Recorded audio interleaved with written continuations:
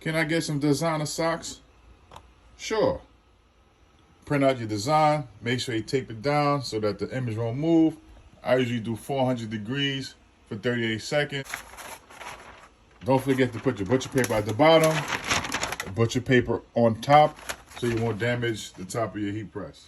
Here's how we looking. And what we're gonna do, we're gonna take this side, put it over here, take this side, put it over there, and we're gonna roll in. As you can see, we flip the socks over, reversing the socks. So this sock was on this side and this sock was on that side. And we rolled in the inner portions of the sock. All right, so when we lay down our next image, we shall be able to line everything up correctly. Let's go. And here goes the final result. These are my own homemade Gucci socks. Hey, gotta make it work somehow.